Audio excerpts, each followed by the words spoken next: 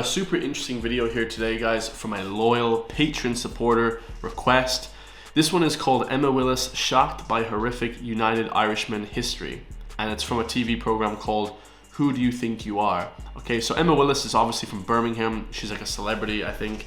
Never really heard of her myself, but she wants to find her roots here in Ireland. Okay, so further afield, she had marriage to different people, and apparently her great-grandparents were from Ireland, so this one's going to be very interesting. It says in the description, violent offense forced her to confront disturbing truths about one ancestor. With the hard graft and determination of another lead Emma to draw parallels with her own life. So yeah, basically she's like gonna find out about her ancestors. This one's super interesting, guys. When English people hear about their history, about like if they're Irish history or anything like that, it's always very cool to hear, guys, because Ireland is that one birthplace of like great ancestry, guys. You know, we have very cultured ancestors here, so this one should be incredible. Drop a comment down below, let me know your thoughts, and let's hear it. Emma's meeting genealogist Nicola Morris. Nicola. Hi, Emma. It's lovely to meet you. How are you doing? And welcome to Dunlavin. Thank you. So I've been hearing that this is where some of my roots lie. Right. With a man called Richard Fowler, who is my 5 times great-grandfather. Mm-hmm. So the land that he had, which is Boherboy, Brewers Hill and Boggy Meadow, is outside of the town. So as well as his land, he had an inn here. Now, unfortunately, we don't know which building it was that was his at the time. Okay. What we do know is that the Dunlavin Inn here was here in 1790s. Okay. So a contemporary of Richard Fowler's, and if not his own pub. So should we go inside, and I've got some more information on Richard for you. I'd love to, thank you. So her great-great-grandparents are 5 generations removed. So this is 5 generations ago, she said. Wow. Her great-great-great-great-grandfather. That's wild. How the lads? I have some documents here that record Richard Fowler. So the first record that we find, the first reference that we find to him is in November 1797. And this is in the Union Star newspaper, which was a newspaper of the United Irishman. Oh. It was very much a propaganda paper. The Society of United Irishmen was founded in 1791. At the time, Ireland was ruled by the British monarch, George III. Oh.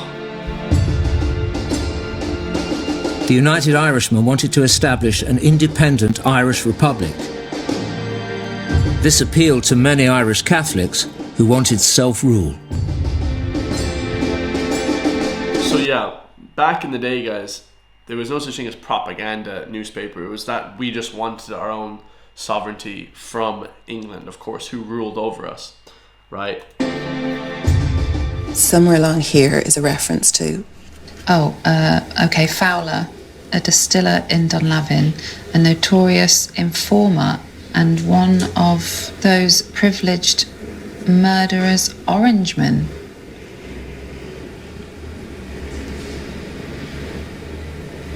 Wow. So the Union Star was a United Irishman newspaper. They would have used this paper, which was handed out, to defame people. And so what they've done here is that they've accused Fowler. What is that? What's Orangemen? The Orange Order was established in the 1790s in Ireland as an organisation. Its membership came from Protestants. And its purpose, I suppose, was to defend the loyalism to the British Crown at that particular time. Richard Fowler would have been considered to be a loyalist. What about the murderous bit? Don't like those people. Wait, is she saying loyalist towards the British people or loyalist towards the Irish? As an organisation, its membership came from Protestants. And its purpose, I suppose, was to defend the loyalism to the British Crown at that particular time. Richard Fowler would have been considered to be a loyalist. What about the murderous bit? This statement about Fowler very likely comes from an incident that Fowler was involved with. And it was actually reported on in a newspaper called The Press. So this would be a far less of a propaganda paper than the Union Star would be. A little bit more balanced reporting in it. In the morning of the 20th of October last, between the hours of 1 and 2, Lieutenant H of the Antrim Militia Richard Fowler of Dunlavin and Thomas Butler of County Kildare went to the house of Michael Egan, and having broke open the door, desired him and his son Thomas Egan to come down out of their beds. They were not even allowed to dress themselves, and on the very instant that they appeared, they were knocked down and received many desperate stabs. Would a stab back then? So this is basically British people finding out about their ancestors, how their ancestors were killers, basically. So her great-grandfather and another guy, Thomas Butler, went into the house of Michael Egan, very Irish name there, in County Kildare, and basically stabbed him and killed him, basically, bleeding as they were conveyed to the guardhouse, knocked down, beating in an unmerciful manner. On their arrival at the guardhouse, they were offered rewards to swear against the Union Irishmen. Okay, so they basically just wanted them to switch over to sides to support the British, okay, but they wouldn't, okay? They want to free Ireland. Yeah, so her ancestors are scumbags. This is like British people finding out about the atrocities that they did back in the day. It's like, oh, they're like horrified. Like, did you not know about any of this? Like, do British people not know about the colonialism in Ireland? Like, come on, dude. Be the same as one now. They were using bayonets, so, I mean, yes, it would have been. Naked and bleeding as they were, on daring to complain of such treatment, were again knocked down and beaten in a most unmerciful manner. Well, that's your ancestors. Should I keep reading? Thanks. Or not? Look, she's so distressed. She's like, I can't even read it. Well, guess what? Your ancestors did that shit.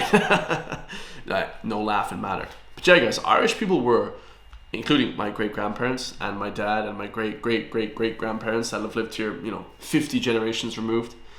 They have been, like, under colonialism for, like, 800 years. Okay, so anyone that says Irish people deserve anything is not. Her ancestors do because they were loyal to Britain. Okay, but my ancestors were not loyal to Britain at all. Okay, so, there was a lot of atrocities that happened back then. You want to? On their arrival at the guardhouse, they were again stabbed with bayonets. After having nearly killed the father, they dragged the son to a private part of the guardhouse, and by every kind of cruelty and torture they could invent, endeavoured to extract information from him. So they tortured Irish people as well. That's horrific. And surely they can't. Or they wouldn't have reported it if it were not true. Yeah. She's like trying to deny that this happened, basically. It's like, no, dude, lots of this stuff happened. Like, it happened a lot. Like, our history is very horrific in Ireland. The case did go to court in the following months. And actually, Richard Fowler was charged. So he was certainly held accountable for his role in this. The United Irishmen were a banned organisation, so their activities took place in secret. Well, of course they were banned because they were freedom fighters or terrorists, against the British people at the time. Loyalists feared they were planning a rebellion. And they were. And turned on anyone suspected of belonging to the United Irishmen. And they did. Many were imprisoned, tortured, or executed. Horrific. Do you know what happened to the two men, the Egans?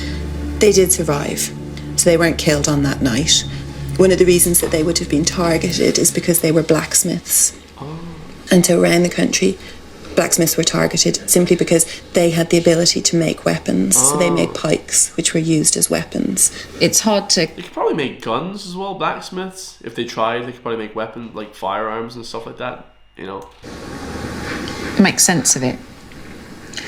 But what type of man do you think Richard was? Scumbag. Because it's hard, after reading this, to think he was a good man. Yeah. This is British. The name of this video is gonna be British people find out about their horrific history. That's what I'm gonna name this video. But then, because there's so much going on, you can't make sense of it. No. And it's very hard to excuse or justify what he did. Yeah. But I think he was very much caught up in what was happening in this area at the time. The United Irishmen were posing a very serious threat to the stability of the country. An uprising is planned, and that's why I think Richard Fowler was being such threatened and panic. How can you defend that by doing that to somebody? Yeah, the British people of back then, guys, especially the government and stuff, and I know he was an Irishman, but the Irish British people, loyalists, were like definitely not the same as people nowadays. You know? Well, actually, very similar the governments were. Yeah, horrific history, guys. When you find out who your ancestors were, you'll probably be shocked. You know, a lot of people call it, ancestral guilt, stuff like that, guys. But, my ancestors were the best ever, okay? Half of them were from Ireland, farmers for their entire lives, okay? No guilt there, just heavy drinkers. If you call that bad, then shame on you. And the other half of my family were from like Moravia, one of the most beautiful, best parts of Eastern Europe. So no guilt there either, okay? They did nothing, guys. Had nothing to do with anything. They were actually under Russian rule. So, I have two colonial ancestors. I'm used to being subservient. Not anymore. I love you guys. Stay free. And I'll see you on the next one, guys. Peace.